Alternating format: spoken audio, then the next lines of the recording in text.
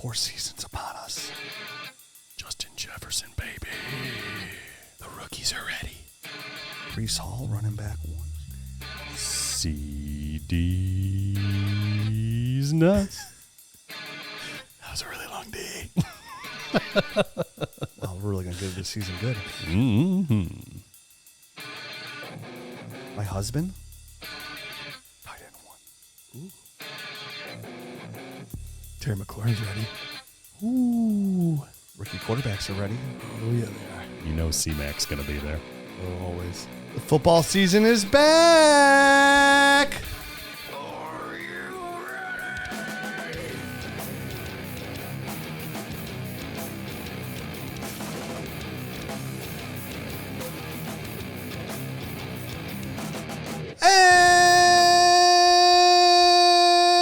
And welcome to the Dynasty Nerds Fantasy Football Podcast. I am your host, Rich Dotson, here with Matt O'Hara. Hey. And Garrett Price. How's it going? Oh, it's going good because NFL season kicks off this week. Hey. We have got football, NFL football on Thursday, on Friday, on Sunday, and on Monday. That's so many days. Yeah, that's a lot of time in the sack with the thing that you love, the NFL. The NFL. Just like my wife calls me, NFL, not for long, baby. Mm-hmm. Woo, I can't wait. We got some good action coming up here. It's going to be fun. And listen, all the work we've been putting in here since January until today, it all comes to fruition, right? Like for all us Dynasty players out there, all the rookie scouting we did to lead us up to our NFL draft for the rookies, our rookie drafts, all the trades, all the sneaky buys that we've talked about that get us to this point. Now it starts for real. And we're ready. We're ready. That's why we get, there's no off season. We get ready all year long here at Dynasty Nerds. If you stay ready, you ain't got to get ready, baby. The in season for us, we kind of we'll always be Dynasty focused on trades, but it comes a little bit more redrafty here. We're going to add some more in season content on Mondays. We're going to do our injury recap shows just to get that out of the way. So we can talk about injuries and, who benefits from them, how long that player will be out. This week's feature injury, Ricky Pearsall. He got shot in the chest. Lucky dude, man. Oh, my God. He's already back at practice today. Or at the facility. He's at the facility. Sorry, He's not practicing. He's on the pup, right? Is that what he got? He got he's on the pup. So 4 weeks. A 4-week pup. Dude, but to get shot and then goes right through in the chest, but it goes right through you and misses every vital organ, and you're like, hey, I'm okay. Yeah, the odds of that are pretty ridiculous. I would never go outside again in San Francisco if that was me. I mean that's PTSD type of stuff right there for real. Like that's wow. Holy I have cow. PTSD from going San Francisco. I went to San Francisco and I was there for an hour, and both these statements are true. I saw human shit and I saw a human shit. You saw a human shit then? Yes. Outside. But both different times and circumstances. Two different times. Two different poops? Yes. One live and in color. Right, which is funny, which was right in front of a bathroom, outdoor bath at the fishing pier, bathroom door, which blew my mind. But again, crazy people do crazy things, so I understand. Sure. San Francisco wasn't like the city, beautiful city. Smelled a little funny though. Smelled a little funny. Let me put it this way: we spent a lot of time in wine country. Injury report. Ricky Pearsall. Yeah. Pup. Bullet hole. Woof, woof. But Brian Robinson came back same year. He sure did. He got shot in the knee. He got shot in the knee. Yeah. It's true. And he came back pretty strong. Came back to many men. Yeah. That's. Did he? Yeah, that's the song he came out to the week that he came back in week 5. Oh. He came back to Many Men by 50. Is that where Donald Trump stole it from then? The whole thing? Maybe. God, people getting shot out. It's like, dude, former president, Ricky Pearsall, Brian Robinson. Who's next? You might be. Probably. Let's hope not. My wife might be if she's lucky. Just now with a bullet. You know what I'm saying? I guess it'd be if I was lucky. Cupid's arrow. Cupid's arrow. There you go. Good save, Garrett. February 14th. Rich was going off. It was going bad. Somebody was clipping that and sending it to her first. Sure. He was going off the creepy diving board, and you put the pool underneath him. She always says, she's like, please don't, just don't talk about me on the podcast. That's all I care about. I'm like, why would I talk about you, Bob? Not about getting shot or anything. Yeah, you don't bring any juice to this, baby. But for the next 2 shows, we are doing our annual bold prediction shows. Hooray! AKA the Matt O'Hara Show. These are my favorites. Yeah, I went a little bit more realistic this year. Okay. Because usually I go super crazy bold, where it's almost impossible. I try to go aim for the stars, and if it hits, like, oh, look at me. I'm the man. But this time I try to be a little bit more realistic in my targets. Do you want to read one of mine from last year? Because I loved it so much that I rehashed mine. You are a habitual rehasher. I should go back and look at mine from last year. I didn't. No, it came true, but even better than I said. One of my bold predictions was Puka Nacua will emerge as the number one target in this offense, and Cooper Kupp's early season absence and permanently pass Van Jefferson as wide receiver 2 for the Los Angeles Rams. And my predictions come true. I just don't know what team it's for. Which will lead to wide receiver 3 numbers as a rookie. Boy, so I shot low. Oh no, you're right. Wide receiver. What did you finish as wide receiver 4? Yeah, wide receiver. Yeah, 4 or 5 overall. Damn. What if you said like you finished as wide receiver 3? I'm like, wow, dead accurate. Dead on. That would have been hilarious. It'll be wide receiver 3 production. Oh, as a wide receiver 3? No, wide receiver 3. Well, look at you. That was a good one. That was a good one. I have no idea what mine was. That was the I only. don't either. I was like trying to find mine right now. That was the only one I'll rehash. That's it. I think I hit one. I think Jared usually puts them out there. I think I put them onto space last year, so I have to look. I think I hit one. I hit 0. There's one. Another one that I did that kind of came true, but not really. Dorian Thompson-Robinson will start games before the end of the season, not due to injuries to Sean Watson, but it did turn out to be injury related. I had 2 of my 10. All right, go ahead.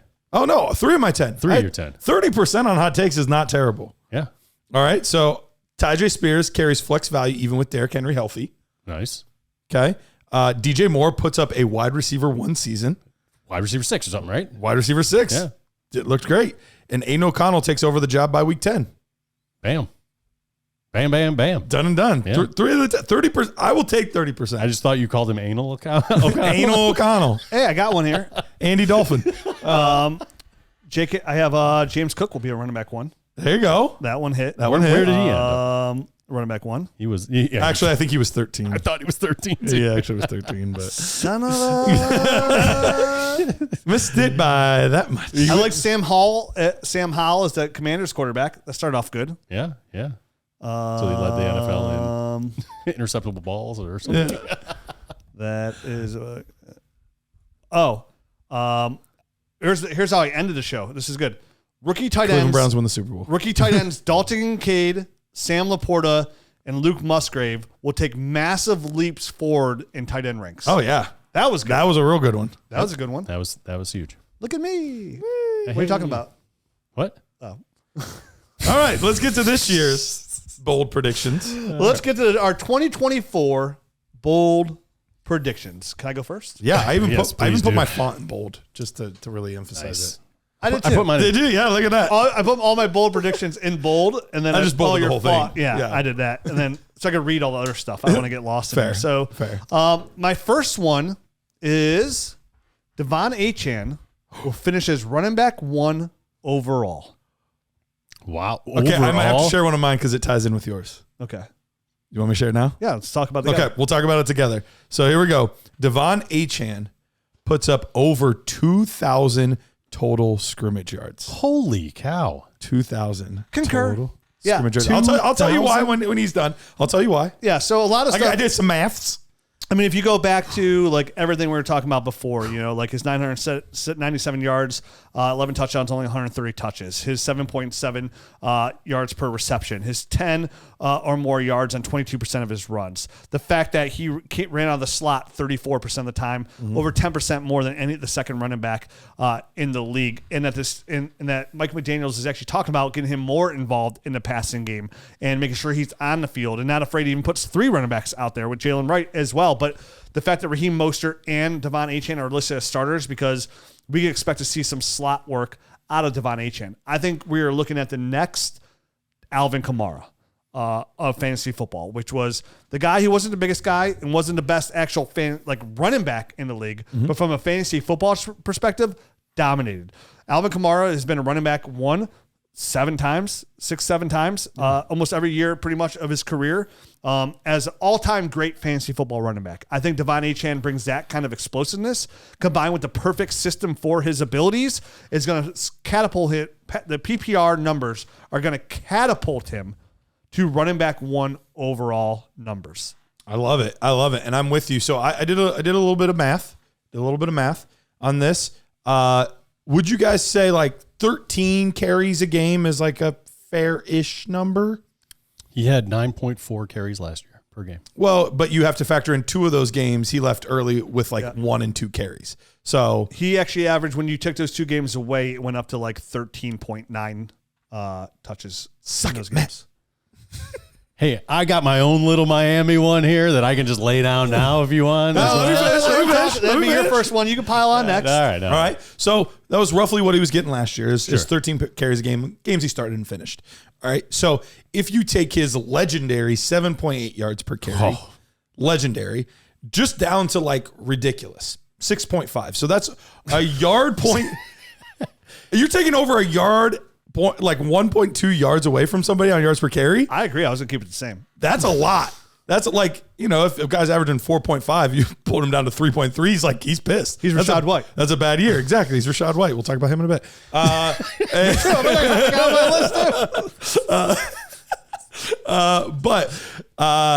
So if that's the case, and if he plays 17 games, which I know this is a hot take, this is a bold prediction. So yeah, absolutely. For him to play 17 games would be tough. I don't think anybody's necessarily expecting that at this point.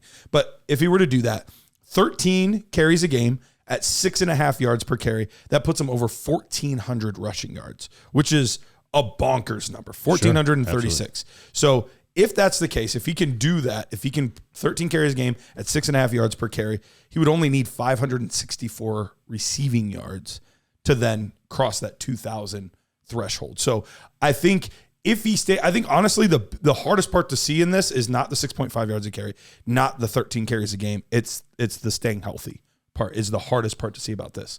Because if he does those two things, if he stays healthy, he'll likely do pretty close to those things. I actually think it's a 6.5 yards per carry is going to be the hard. You think that's the hardest? It's yeah. It's a bonkers number, but we've seen other guys. We've seen Jamal Charles do it for a season. Yeah. We've multiple seasons. We've seen guys like Nick Chubb. He does it almost every single year. He gets over 6 yards a carry. So it's a lot. It's feasible. It's just hard. It's a lot, but it's possible. And listen, I love this offense. I put one out there for myself as well. Mine is Jaylen Wright will emerge as the feature running back in this offense by week 5. Ooh. And it's wow, okay. And it's all it all centers around Raheem Mostert getting hurt. His you look at his games, and last year it was 15 games. The year before that 16, but prior to that it was 1, 8, 16, 9, 11, 3, 11. The dude's 32 years old. Yeah, right. He's calcified. This guy's gonna. I mean, tougher bones. He's got tougher bones, but it's bad for all those ligaments and everything when everything starts to stiffen up. The bone didn't break, but the ligament snapped in half. and really, it's De'Von Achane for me. I think he's a fantastic player. He's explosive as all get out.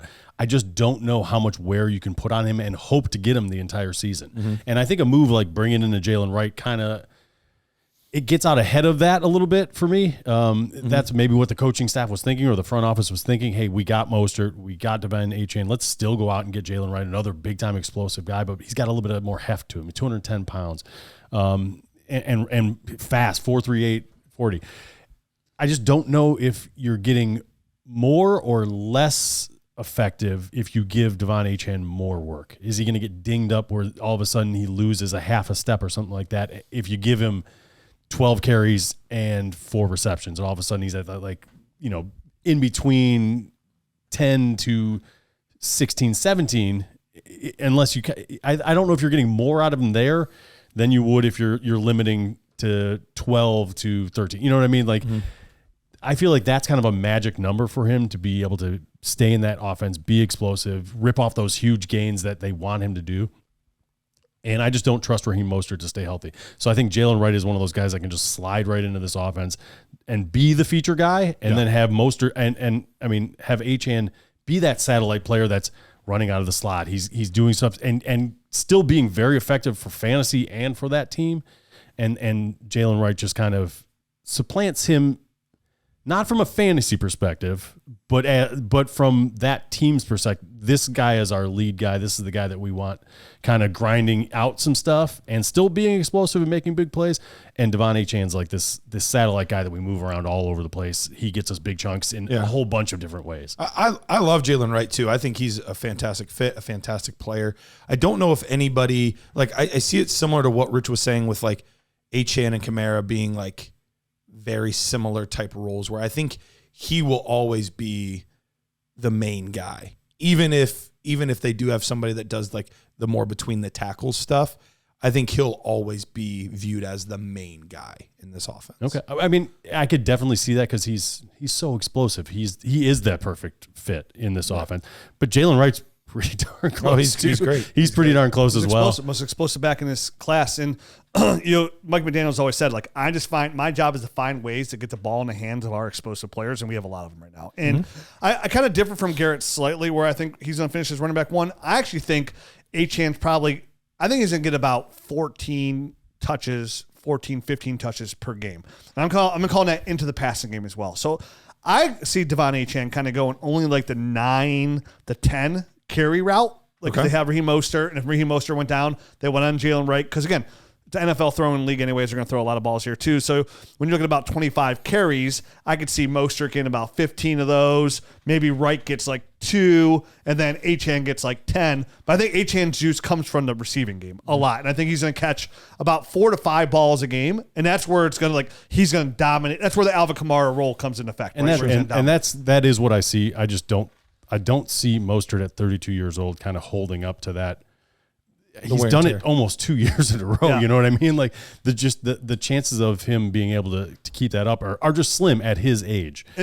So I think by week 5. So by week 5, he's going to be the guy getting those 15 carries, in my opinion, and he's going to lead them in carries, not necessarily be more effective. Not leading in touches necessarily. You're bold predicting injury. I love it. Yeah. And listen, man, I'm all right. Like I've been saying on the show, like for months now, like George Pickens and Jaylen Wright are. You could throw Jane Daniels in there. He doesn't really count as a rookie because he's not cheap. But like Jaylen Wright and George Pickens have been my 2 biggest offseason buys. My number 1 hit list for 2024 is like go get all the Jaylen Wright shares. I've been saying it. I preached it at the expo on stage. I've been saying it on this podcast. Like I can't get enough of Jaylen Wright and then George Pickens. I think once Jaylen Wright gets his opportunity, he's a running back 1.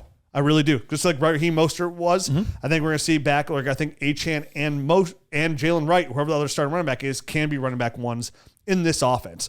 Unfortunately for Jaylen Wright, it is going to take a Raheem Mostert injury to happen for it to come true. For sure. But like if Mostert goes down, the whole reason I'm saying go buy Jaylen Wright is 100% is he's going to be a running back 1 in this offense. And then once this somehow switches in 2 years, whatever happens when like Tyreek Hill's off this team, look out. Like the running game can be even more dynamic. So I love your take. I absolutely love your take. And I like my take. There you go. They're all bold. They're all bold and beautiful.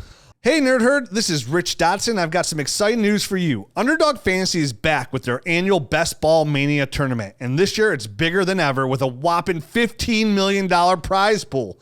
Best Ball Mania 5 is the ultimate fantasy football competition where you draft your team and then sit back and relax. No trades, no waivers, just your best lineup every week automatically set by Underdog. For just $25, you can enter for a shot at the grand prize of $1.5 million.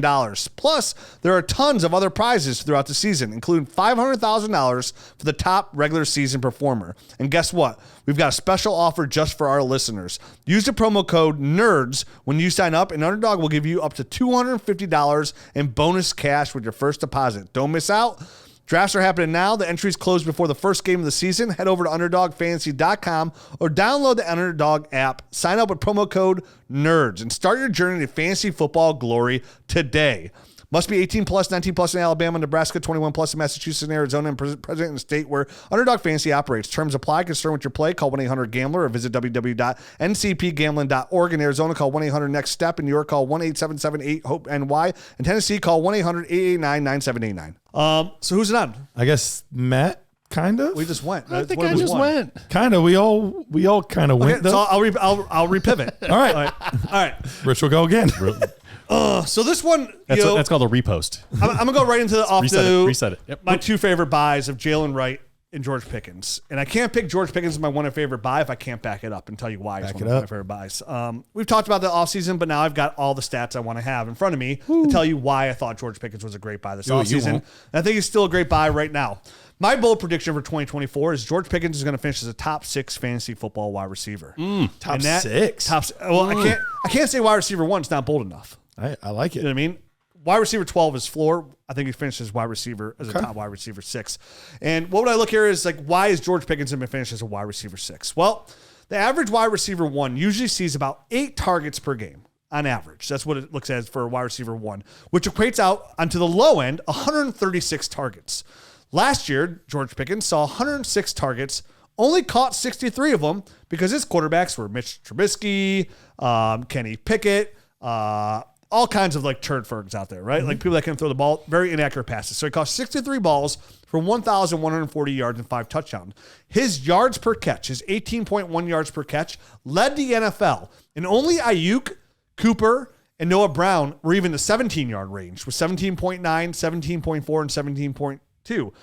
We're in the 17 range, and only 5 wide receivers are in the 16 yards range for the yards per catch range there. So that shows you how dominant George Pickens was. Now, if you take Russell Wilson and his career average was 65% completion percentage, that's his career average, and you give George 90 receptions at a career average, so if you take his 65% completion and you equate out to the low end of targets of a wide receiver 1, which is 136, that gives George Pickens 90 receptions. And you give it to him, not even at the 18.1, his career average of 16.9, which is right in the range of wide receiver 1s anyways, it equates to 90 catches for 1,521 yards. And I just gave him his same 5 touchdowns. That equates out to 272.1 PPR points, which would make him wide receiver 10 last year. Now, that's the low end wide receiver 1. If you just give him 1 more touchdown and 2 more catches for 10 yards, he's wide receiver 5 on the year. That's it. So you're going from 5 to 6 touchdowns with 2 more catches there for 92 yards. He's wide receiver 5 overall.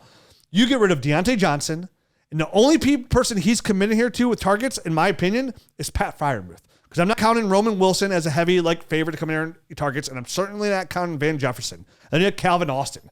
It's the most disgusting.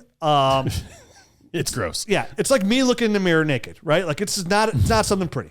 And it's just George Pickens. And then Pat Freiermuth is what this offense is going to run through. Well, I have some other notes here. According to Pro Football Reference, like Wilson in the league, his on-target rate was like almost 78% last year. So Pickett, last year. How did that feel to say? Not good. Not good. I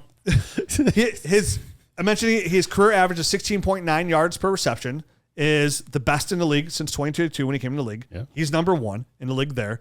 And it doesn't matter that even though he didn't see all the targets, he's still the 16th most receiving yards in the league. And on top of that, he's a big play receiver. Big play receiver. We talk about Russ Wilson and that turd can't get it over in the middle of the field. It doesn't matter because a lot of screen stuff is go to Pickens. I said that really benefits Pickens. Why does it benefit Pickens? This is one player that had 5 touchdowns that went over 40 yards in 2023. The only other person to really do that ahead of him was Tyreek Hill. Nobody else.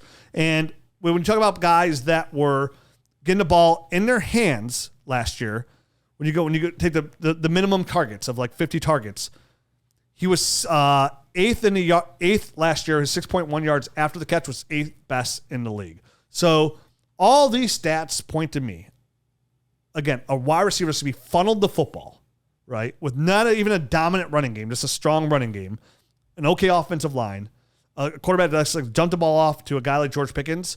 All this to me tells me that George Pickens is going to finish as a top 6 fantasy football wide receiver. I was all in this offseason. I was able to acquire him in multiple leagues, and I feel really, really good about George Pickens. So my bold take, George Pickens, top 6 PPR fantasy football wide receiver. I like that one, man. And I laid it out pretty similarly to this kind of earlier. You're my inspiration for this. Because you're the one that originally, I couldn't remember your stats, so I just went in and did research myself. But it was your stats. You did the same thing. You kind of, I don't know where you skewed him to, but you're skewed, hey, he finishes this receiver. I was like, That was my whole inspiration to go being all in on George Pickens from that day on. I mean, I can find it. I don't see it here, that. but my last year, one of my bold predictions was George Pickens finishes with 135 targets, 85 catches, 1,300 yards, and 8 touchdowns to finish as wide receiver 8. That was my last year's bold prediction. That's pretty good though. He didn't get the targets, but he did get close to those numbers. I mean, if he got the target, you said it would equate to almost exactly the line you would have gave. Yeah. God, dude, let me give my crystal balls and just give them to you. Yeah, just give them to me. Puka Nacua, George Pickens. I know. Look at this guy. Woo. So that one I totally agree with. I think this year it's a lot more feasible that he gets to that 130, 135 target type of range, and to me that's a slam dunk for him to become that wide receiver 1, kind of right in that middle of the pack. So I think it'll be really nice. Yeah, it's definitely a possibility. I've never been as high on George Pickens as everybody else, so but okay. You can't get high as that's true. Yeah, I mean that makes sense. But it's definitely in the realm of possibility. Anytime you have a wide receiver room that devoid of talent, like the target should be there. He's got better quarterback play this year than he had last year. I know it's still not like top tier quarterback play, but it's better than Kenny Pickett. So, I could see it absolutely being in the realm of possibility for that. Did you say wide receiver room devoid of talent? My next bold prediction, DJ Chark will emerge as a solid wide receiver 3 after becoming the wide receiver 2 in the Los Angeles Chargers offense behind Ladd. So last year, obviously, tons of talent on that team, and all those guys have left. 395 vacated targets in total, which was, I think, the third most in the entire league. Number 1 in the league. I know because I have a Ladd McConkey bold prediction. Oh, okay. 64% of all targets are available in LA, and it's 395. Number one.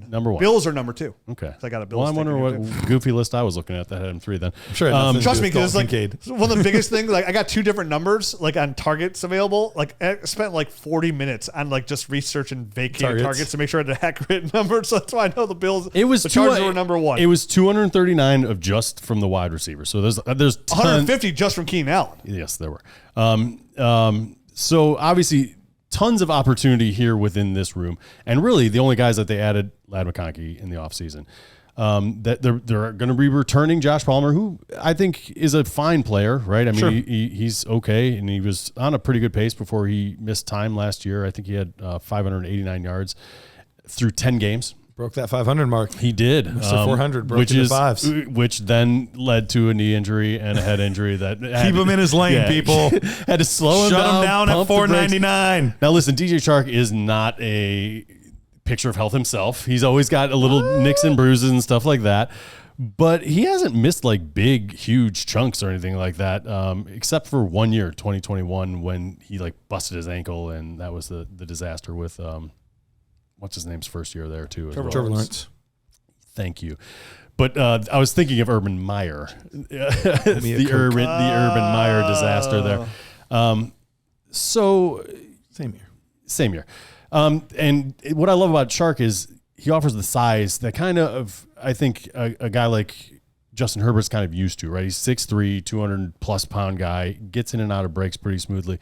And when he's healthy, we've seen what he can do. He can get up above 1,000 yards. I think his high water mark as far as I don't have it here in front of me anymore, of where he finished from a fantasy perspective was like a wide receiver 2, like middle of the pack. I think he was wide receiver 17 off the top of my head the year that he got over 1,000 yards. So I'm not expecting this guy to ever come back to glory and be, in the wide receiver 1 conversation. But I do think at 27 years old, kind of hitting his prime here, he's going to a place with the perfect opportunity for a wide receiver like him that's kind of needing a rebound type of situation.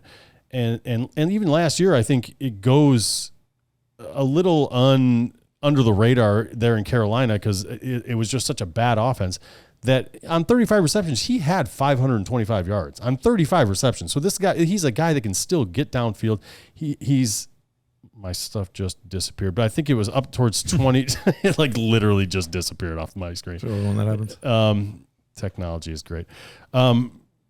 But he had 15 yards per reception last year, despite the fact that his quarterback wasn't great at pushing the ball down the field. This year, he's getting to a much better situation with a quarterback that actually has a good arm and can get the ball down the field.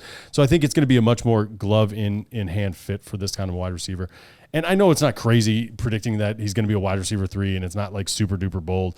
But I think just even bringing him back into the conversation is. Because he's a startable player. Everyone has left him behind. Everyone's thinking of Lad McConkey, and rightfully so. He's the guy that's going to be the top. He's going to be the guy that's picking up most of the slack there. I have a Lad McConkey bold prediction.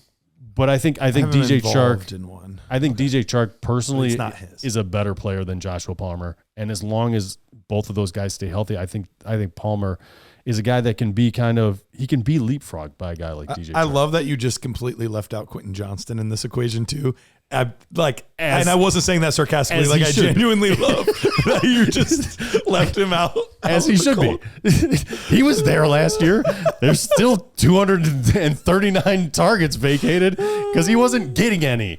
All right, he's still not going to get any. He's not even listed as a starter on the any depth chart. He's second or third, so he's not. It's Josh so Palmer and DJ Chark. Yeah, it's those two guys. So he's going to be for a guy that for a guy that's going to be starting in 3 wide receiver sets.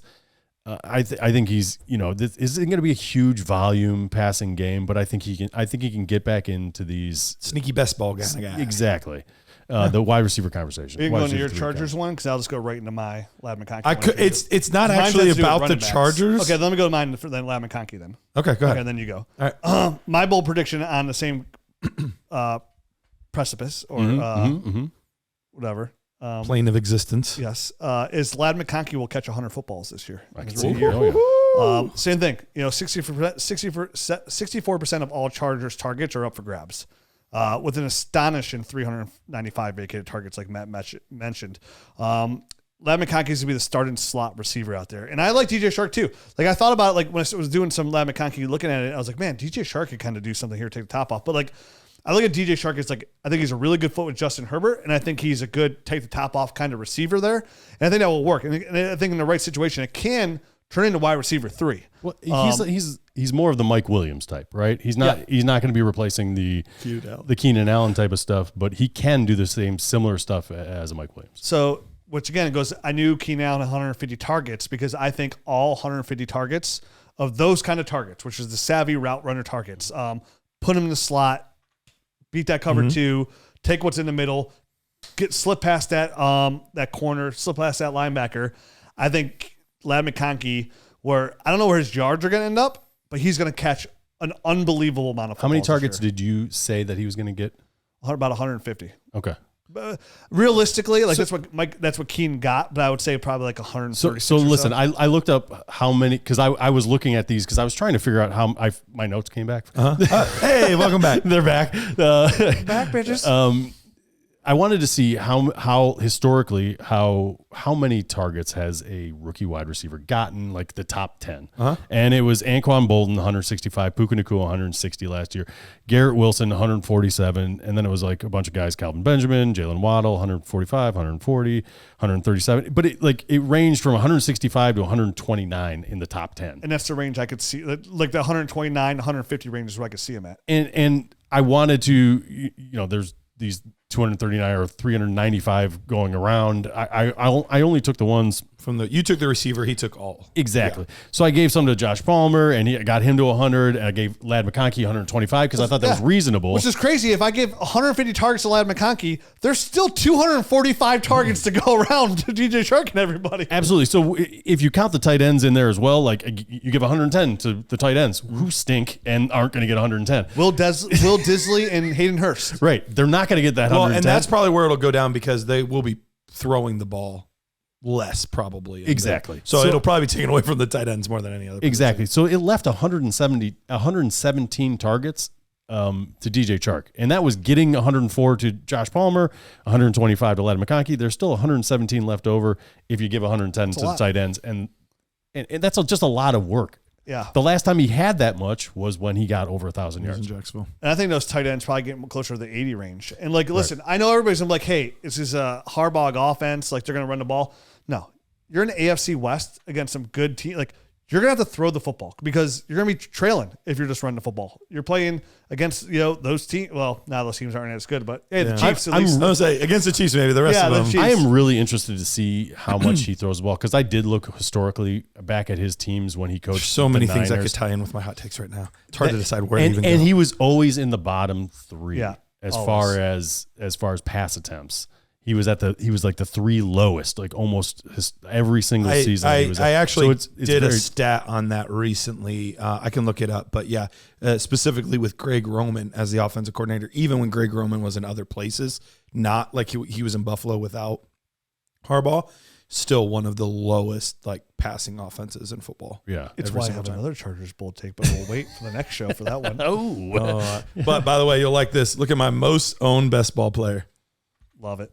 Lad McConkey. Yep. How much I preached and hit on that dude and talked about how good he was. He was my wide receiver 4. I wish I still don't have as many shares as you would have thought. It just didn't work out that way. Hey, Dynasty nerds, want to revolutionize your fantasy experience? Look no further than Sleeper, the cutting-edge platform now featuring our Dynasty GM tool. Get unparalleled Dynasty insights right where you play. But that's not all. Sleeper's new picks product is a game changer. It's incredibly simple. Choose 2 to 8 players and predict if they'll perform above or below their projected stats. No complex lineups, no salary caps. Make picks before or during live games for NFL, NBA, MLB, NHL, and more. Here's the kicker. You can win up to 100 times your cash with just a few correct picks. And it gets better. Use our promo code NERDS and Sleeper will match your first deposit 100% up to $100. That's free cash to play with, folks. Ready to dominate? Use the link on our podcast description or enter the promo code NERDS when you sign up.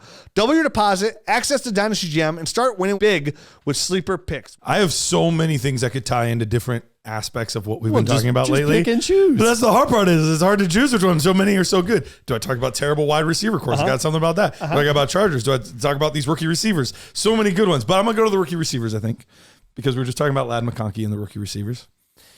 And my next bold prediction, hot take, the 2024 rookie class will break the record for most rookie wide receivers with 1,000 yards. Currently, the record is tied, or actually, sorry, it's the record's in 2014 with OBJ, Mike Evans, and Kelvin Benjamin. Okay.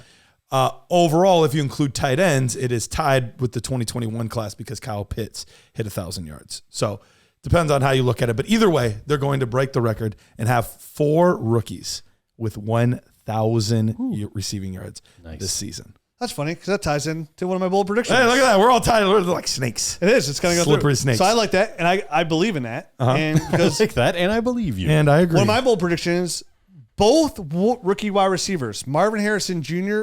and Malik Neighbors, will also join Lad McConkey and have 100 receptions. Wow. At least 100 receptions. Love it. Yeah, it ties in perfectly. When you look at Same this, reason. Funnel. When you look at this class, I would say Marvin Harrison and Malik Neighbors are almost locks to be 1,000-yard receivers this year. Like healthy, yes. Yes, assuming health, it'd be very, very surprising to not see both of those guys go over 1,000 yards. It's like if you shotgun a beer, like you're drinking all the beer. Right. And they're the beer and their quarterback's doing the shotgun. Right. Like they're symbiotic there. You lost me. Basically, they can't all hit. Okay? Basically, Marvin Harrison Jr. They're going to play from the shotgun. That's what I heard. At Natty Light, and on the quarterback, they're never going to be in the center. They're all coming into me. No, I get what a shotgun is. I get the shotgunning of the beer, and you're right. I'm trying to. Yeah, I just don't get the reference. It's just not making any sense to me. So. Strike 2. 60% of the time, it works every time. Strike 2. Go on, Garrett. All right. So I think Marvin Harrison and Neighbors are locks. Like I'd be very, very surprised, barring injury, if those two do not hit 1,000 yards. Then I have 3 guys that I think they have a good shot at doing it. Yeah, good shot at doing Lad it. McConkey. Lad McConkey, Xavier Worthy, Romo Dunze. I don't think they're locks by any stretch of the imagination, but I think that there's a decent chance that 2 of those 3 could get to 1,000 yards. Question: is Keenan Allen still 230 pounds, or has he lost some weight? I don't know, but I'm team thick Keenan. I'm about it. Question: can Keon Coleman get 1,000 yards? Can Keon Coleman deep throws alone? So then that was the outside group where. You're telling me there's a chance. I don't think any of these guys will, But so we have 2 locks, 3 pretty good shot. Yeah. And then we got about 5 guys or so that I think have an outside shot if everything were to work out perfectly. Because you see it all the time. A random guy comes out of nowhere, hits 1,000 yards. So the names that I put into that bucket for me, Brian Thomas Jr., Keon Coleman, Adonai Mitchell, Xavier Legette, and Jalen Polk. So those were the 5 names that, like, if everything worked out perfect, somebody got injured on their team, whatever, blah, blah, blah, blah, blah. Like, one of those guys at least has enough talent to do it, depending on the circumstances. Plus, with 17 games, it's a lot of time. You don't have to get that many yards, 60 yards a game. Yeah, it's not like you need a lot. Yeah. A couple 100-yard games really get you ahead. Exactly.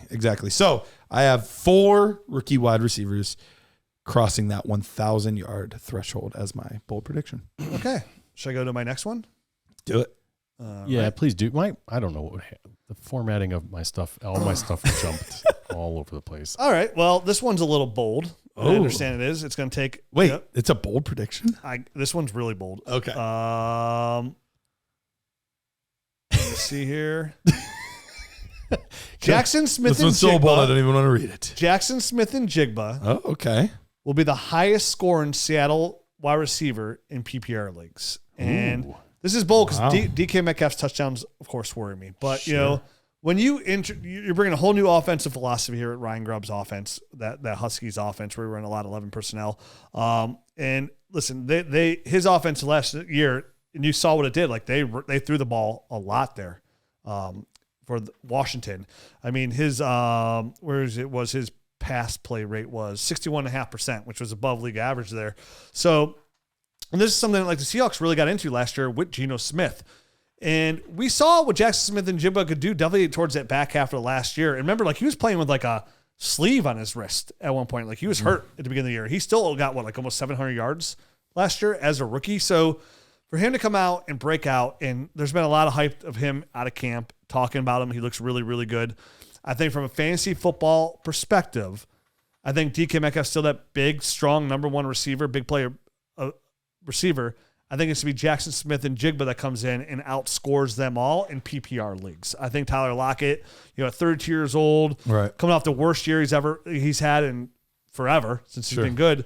The decline there, kind of like just a guy that's been a part of the system. Let's pay him. Let's bring him back. He's a good wide receiver 3, which he is. He's a fantastic wide receiver 3. He had 122 targets last year. That's a lot. A lot of targets by Tyler Lockett. So I think Jaxon Smith-Njigba just really slides in here. And it's got to be bold because DK Metcalf's a heavy favorite. That is definitely a bold one. But like I could very see, like, they invested their first round pick in here. They got to see what they have in their number 1 guy. I know they paid DK Metcalf, but I'm still like, there's got to be some kind of worry of like DK Metcalf's anger issues, right? Like that's got to be like if we know them publicly inside the team, we're like, come on, like you got to calm down sometime. But he doesn't. We saw again here in practice. He did it again.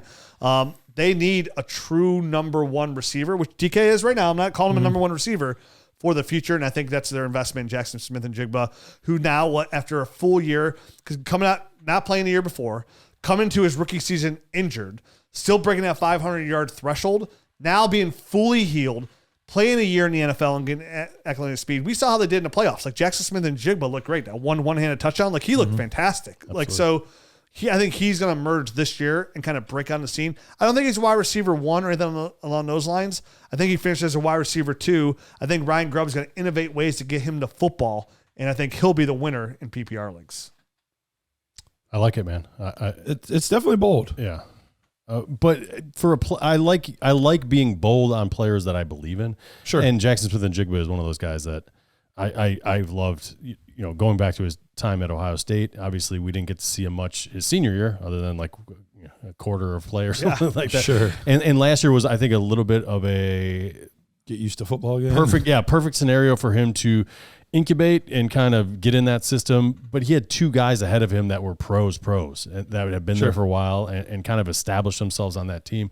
And it was nice. I think it was probably good for him to get back into football that way rather than just getting thrown right in. Because from all accounts and all that, he wasn't kind of doing everything that he needed to do, and this year he is. And so that's why I think it's great. It's a great time for like a big year 2 leap out of Jaxon Smith-Njigba. Big year 2. And it's crazy. Like you mentioned, like having Garrett Wilson and Olave ahead of them, both like top 12 picks. And they say, hey, JSN was the best receiver on that team. Right. Then they go from JSN to Marvin Harrison Jr., who's one of the best wide receiver prospects we've seen.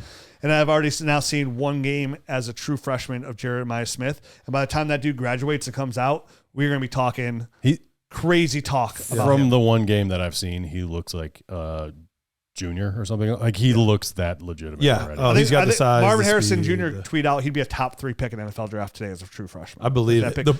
I'm glad he balled out in that game too, because I felt bad on that first drive. Like he dropped a pass and then had a penalty called against him. Yeah. And I'm like, poor guy, like jitters or whatever. But Sure. good for him, like mentally being able to get over that real quickly and then have multiple touchdowns and ball out like he did. I swear to God, I'm already starting to plan like 2027 first, like whatever leagues I'm in.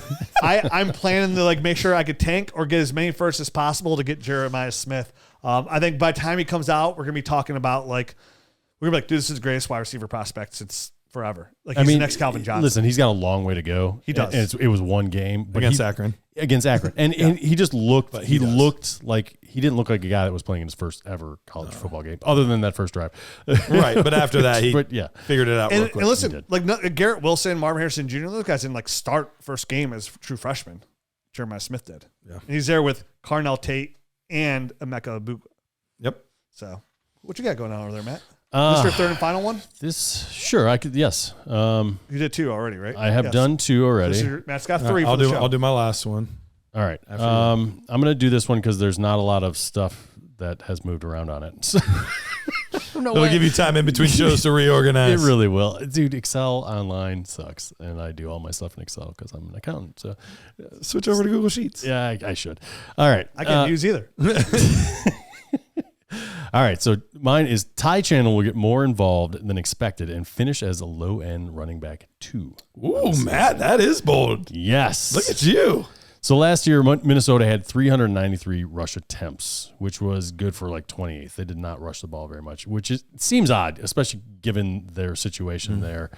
But the running backs there weren't that good, right? It was Ty Chandler eventually taking over for Alexander Madison, who just was kind of blah. So you would expect at least that many, if not probably more, to support a Sam Darnold who maybe isn't the guy you want to prop your offense up completely on, right? So the most, and you look at Aaron Jones, his historical kind of high water mark was 239. That was back in, where the heck was that? 2019. But more recently, 213 was 2022. So I wanted to kind of figure out how many carries would be available, right? For this other running back, the only other running back that they have on the roster right now. I don't know if you guys have noticed that. It is Ty Chandler. It is Aaron Jones. That's why I like Aaron Jones so much this year. And it is a fullback. Yeah. Yeah, the other dude was a kick returner, and they just cut him anyway. Yep. So it is those two guys. I mean, I'm sure that once week 1 is over, they're going to bring some guy. Yeah, people get moved around. They do have got a couple of guys on their practice squad.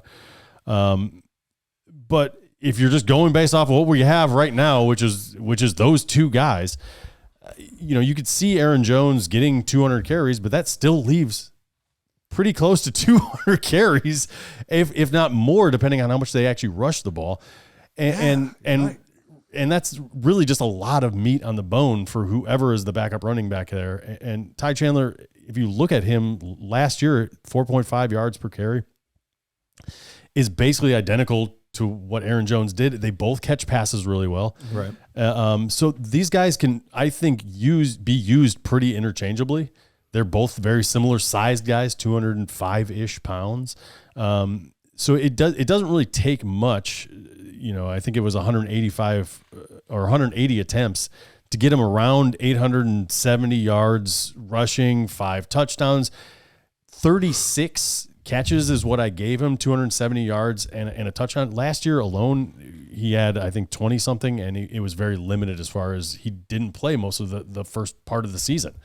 So I really just used the numbers that he already had and extrapolated all those just based off of him getting more carries than he had. Like he only had 101 carries last year. If I just give him 180, he can get to those numbers, which get you pretty close to that low end wide receiver 2 numbers. But if you get him 200, he's well within the range of a running back 2. Oh, so it's really not that hard to get him there, and I feel like absolutely no one's talking about him. Yeah, Ty Chandler. It all makes sense when you lay it out there for me. Like I like that a lot when you say it. It's one of the things like I need more Ty Chandler. Do you have him in our regular Dynasty league? I have him in our regular Dynasty league. Will you trade me him then instead of Samaje Perine? Will you trade me any running back? I mean, you have 6 of them. I have 6 of them, but it's a long season, Rich.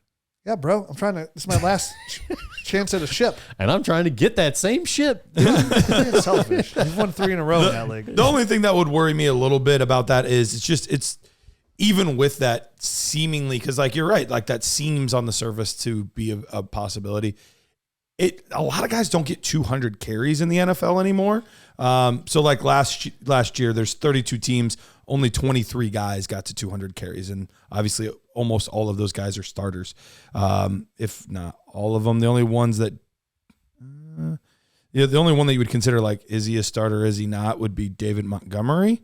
Sure, he's a starter. But he is. Yeah, so he's like listed as a starter. So yeah, that would be the biggest thing for me is just, are there, even though this team does have that many potentially available, will it work out that way? Like it's hard. Yeah, I'll give you a 4th. Garrett just said. I mean, only 23 running backs even got 200 carries or starters, and he's not just a starter. Aaron Jones, who's the GOAT, is a starter. So I'll give you a 4th, and that's me helping you out. That sounds like you're helping. You're so nice, you Rich. like those Dynasty trade offers? Like, dude, I'll do this to help you out. You're welcome. You'll free up some space on your welcome. roster and get a 4th round draft pick. Yeah, I know Look what you at can do that. to your mama. Would you look at that? So I mean, I totally get that. Yeah. It was. But it's bold though. So It was I one of get those. it. It was one of those things when I saw that depth chart. I'm like, 2 running backs. I was like, and That's no not a one, lot. like literally no one is talking about the Yeah. second running back. Everyone is talking about Aaron Jones. I'm like, how many carries has Aaron Jones had like historically? And I already laid it out. I love it. Maybe you said it or maybe you didn't. I don't know. I think just as strong of an argument with that is Aaron Jones is not always the picture of health. Didn't get around to that yet, but last year 11, and he never misses big chunks, but he does 4 or 5 miss games, 2, 3, 4 games, and really that I think could be the thing that gets him That propels him there. closer to that I could see that. 180 to 200 carry type of thing. Is if Aaron Jones gets dinged at all and he gets everything. Sure. Yep. That's the best way I could see that happening. So I like it. Hey, Dynasty nerds, it's time to take your Dynasty game to the next level with FFPC's Dynasty Startup Leagues. Whether you're a seasoned pro or just getting started, FFPC has a league for you with entry fees ranging from $100 up to $5,000. Choose from a variety of formats, including Superflex, Best Ball Superflex, Triflex, 1QB, and Standard. With weekly lineups, waivers, trades, head-to-head matchups, and playoffs, FFPC's fully managed leagues provide the ultimate Dynasty experience. Most importantly, the leagues are here to stay. FFPC has never had a Dynasty league fold. They manage the entire commissioner experience from buy-in management to fulfilling your orphans. FFPC is perfect place to expand your Dynasty league portfolio. And here's the best part. As a Dynasty Nerds listener, you can get $25 off any entry fee as a new member when you use the promo code NERDS. Head over to myffpc.com now to draft your team, manage your roster, and dominate your league with FFPC. That's myffpc.com. Promo code NERDS for $25 off any entry fee for new members. FFPC, where Dynasty dreams become a reality. It's bold, and I like it. All right, last one. Kyle Pitts finishes as the tight end 1 overall. Now, I know there's somebody listening right now saying, we've heard this song and dance before. We all thought he was going to be the number 1 overall tight end. And he's been like tight end 9, tight end 11, he's not been very good. You're not bold. You're just you from 2 years ago. You're just stuck in the past. So here's the thing with Kyle Pitts. Looked at some of the numbers. TJ Hawkinson with Kirk Cousins, targets wise, in 2022, in his games, he averaged 8.6 yards or targets per game. In 2023, 8.5 targets per game. So almost the exact same number. He was targeting him very consistently, about 8.5 times per game on average. Which is about how many targets you're supposed to get for wide receiver 1. Bam. Go ahead. Bingo. All right. Kyle 136 targets a year. Kyle Pitts, in his very best season he's ever had, 6.5 targets per game. Not a lot for a guy that you took that high in the draft and that has that much talent and raw ability. So if you take those 2 targets per game, let's say he averages the same amount of targets that TJ Hawkinson did, which I think there's an argument to be made that maybe he has more because most of those games with Hawkinson, he was with Justin Jefferson. And I get it, Drake London's good, but there's at least a debate, like who should the targets go to, Drake London or Kyle Pitts? Oh, I thought there was a debate between Justin Jefferson No. and Drake London. There's a debate. No, there's. I was about to fight you. Yeah, there's no debate in Minnesota. No. Justin Jefferson's the number 1, TJ's the number 2. In Atlanta, it's debatable who the number 1 should be. More than Justin. You're right. So that makes sense. So with that, if you give him those 2 targets a game, let's say he gets roughly a reception and a half more per game. At 13 yards per carry, which is not what he had in that best year that we were talking about in his rookie campaign, he averaged around 15 yards per catch. reception. So if he only has 13 yards per reception instead, that would add roughly 25 catches and 300 yards to his total if he were to get those 2 more targets per game. That would put him at 234.7 points. Sam Laporta had 239 as tight end 1 overall last year. So we're only 5 points away. The thing that I didn't tell you was I'm still giving him only the 1 touchdown that he received in that rookie season. So if Kyle Pitts can get the same amount of target volume and get 1 more touchdown than he had as a rookie, that puts him around tight end 1 overall. Which would just be a pair. It's just 2. Just 2. That's not asking a lot, guys. Should not be asking a lot of your starting tight end. I have my own personal beliefs on who's going to be tight end 1, and I'm going to leave holy matrimony out of it. So, yeah. And let's end the show then. How many do I have for next show? 1, 2, 3, 4. I'm going to see how many sets of notes I can get cleaned up here in this. 6. That has 1.5. 7, 8. Okay. Yeah. So let me do one more. The one to show on that. Sure. All right, Let's sure. do it. You have a tight end 1. Let me go with tight end 1 too. Tight end 1, 2. So tight end 12. Oh, it's bold prediction, bruh. Tight end 1, 2. About to get real bold up in here. Capital B, capital O, capital D. That's a big D. All right. Wait, your bold was capital B, capital O, capital D. That's my hot and bod. Hot bod, baby. Come on. Dynasty hot boy summer over here. Summer's still alive. Bold, B-O-D. Let's get it. I told my wife, like, oh man, September fall's here. She's like, it's not fall until September like 21st. 21st. Yeah. 22nd, I was like, oh. 21st, 22nd. I was like, well, I had to put a hoodie on this morning for the first time. I was like, so that's fall weather than me. Football starts on Sunday, woman, so say goodbye to me. What is your unofficial start to fall? Because I feel like it's different for everybody. Some people, it's like when school starts. Yeah. Football. Sometimes it's for when football starts. For other people, it's the actual day that it changes on the calendar. And for a lot of people, it's Labor Day. Labor Day, yeah. So for you guys, what's the official start of fall? When I got to put a hoodie on. Okay, 5th option. Football. Okay. Football. Okay, D, none of the above. That's a big D. I feel like once Labor Day hits, it's no longer summer.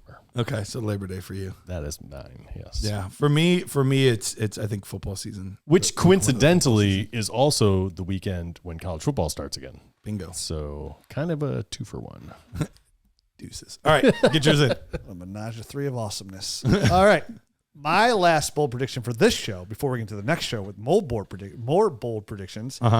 Zach Ertz finishes as a top 10 fantasy PPR tight end. Huh. Bold indeed. Bold. So why do I have Zach Ertz in the top 10? Well, they kicked Jahan Dotson to the curb. They did. It's Terry McLaurin. Bye-bye. And then you got De'Ami Brown. You got Olamide Zacharias. You got Antonio. You got Austin Eckler. Not a lot of options there. Did you say De'Ami Brown? Yeah. Brown. And I don't know why that was so a tongue twister. The reason I like Zach Ertz is multiple reasons here. One, you bring Cliff Kingsbury in here to run his pro style. We should have quit after that. Davey Brown. Cliff Kingsbury. Come on, I'm trying to pick some stuff here. All right, Cliff Kingsbury. Cliff Kingsbury running that pro style spread offense, which comes up with lots of shallow crossing routes, and along with an approved but still very questionable offensive line when healthy, is gonna leave a lot of like quick releases for Jayden Daniels, who's going to be outside the pocket, get rid of the ball quick. They want to protect him. They're going to need somebody on these short intermediate crossing routes, just like the same style that Cliff Kingsbury runs. It's going to be Zach Ertz. It's going to be the safety net. We've talked about this forever. Like, what's a rookie's best friend? A really good tight end that's not afraid to go over the middle and catch the football. A great tight end. And to your point, right now, Zach Ertz, John Bates, then the rookie Ben Sinnott, as far as the depth chart goes. So go ahead. And on top of that, I think not only is he the only safety net, but Zach Ertz comes in and he's very familiar with this offense. He's already played 21 games for Cliff Kingsbury in Arizona. Mm-hmm. So he comes in, he knows. He said one of the reasons he signed with the Commanders, like he wanted to play with Cliff Kingsbury, is he said that he's one of the brightest offensive minds that he's had the privilege to play with. So he knows the offense. He's going to come in. He's going to be able to help Jayden Daniels right off the bat, and he's going to see the targets. We are always hunting for the tight ends that could be the number 2 option in their offense, and this is one of them that's getting completely overlooked. You and I talked about it recently. We were talking about some tight ends. I was like how much I love Greg Dulcich was like, the bargain bin guys. Yeah, my favorite thing in redraft, right, or a best ball drafts is I get my good tight end early, and then I like to finish it. I grab 2 tight ends with my very last picks, and those 2 tight ends are a mix of 3 guys. Well, actually, it's 4 because it depends how it plays out, but the main 3 are Jonnu Smith, 1, Zach Ertz, and Greg Dulcich. And then I like to throw some Colby Parkinson in there as well because I like his target shares as well. But Jonnu's in Miami, right? Yeah, Jonnu's in Miami. Welcome to Miami. Who's real good after the catch. So I think Zach Ertz has on just a target share alone, and that's how you become a low end tight end 1 is just how many receptions can you get. The yards will all equal out to like even at 600 yards. How many receptions come with that 600 yards? Right. I think he really will turn into Jayden Daniels' safety net. And I think by the end of the year, if he stays healthy, he will end up being a top 10 fantasy football tight end for one last hurrah from the great Zach Ertz. And I think the last thing you said there is my only hang up is him finishing the season. 32. Yeah. At the age that he is. And just the fact that even last year when he was in Arizona, they just kind of phased him out. And I don't know why. Like, did he get hurt? Did he get dinged up and then it was just kind of like see you later? And no, he got hurt and then Trey McBride took off and it was just a Trey McBride show. Right. And then Ertz ended up going to they traded him. Detroit, right? Yeah, or something like that. Detroit. Or they released him. They released him and then he signed with Detroit at the end of the year. But could something like that happen again with Ben, the second round draft pick at the tight end position waiting in the wings? Yeah. Like that's the only thing in my brain that kind of says that's the only pause. Well, my bold prediction is he stays healthy. Yeah, absolutely. And that's where he finishes a top 10 tight end. And honestly, as long as he does stay healthy, like even though this is the best we've seen the tight end position in a long time, still tight end 10, like you could put a lot of players there and I'd be like, I could see it. Yep. Yeah, I could see it happening. So quit telling me I took the easy way out here for my last one. And I said top 10. Doesn't have to be 10. It finishes 8. And I think this number year, 2. But I think that's still top 10. But at the same Still time, top Garrett, 10. like So at the is same one. point, like we think this is going to be the deepest tight end class, right? I so totally it's gonna be agree real with strong. that. And we talked about on the show, like before it used to be like tight ends 1 through 3, and that's where the juice was. Like now there's like a 1 good through chance 6, it'd be 7. like 1 through 7, and there's a real strong mix in there of like interchangeable pieces that are real close on points per game basis. Where now all of a sudden that tight end 8 through 10 were the tight end 6 through 8 the years before, where like they made a difference. Sure. So it could be a true difference maker because again, you have one of the top 10 guys that at least 2 other teams don't have. And if you're in a league with me, guess what? I have 2 of those top 8 already. Sure. Of course you do. And anyone that's got Leonard Fournette might have another one. Yeah, tight end 1. I saw it. Was it the Colts? Interviewing? Colts. He was telling me there was a chance. visiting the Colts. They all need the a tight ends are banged up, not IR. Yeah, exactly. Get him in there. God knows what he's doing. Done and done. Lenny Super Bowl. Tight end 1. Tight end 1. All right, we'll be back tomorrow with more bold predictions. That's right. I got more. Matt's got 3 more. I've got like 5 more. If I can piece them back together. See you tomorrow, nerd herd. Adios.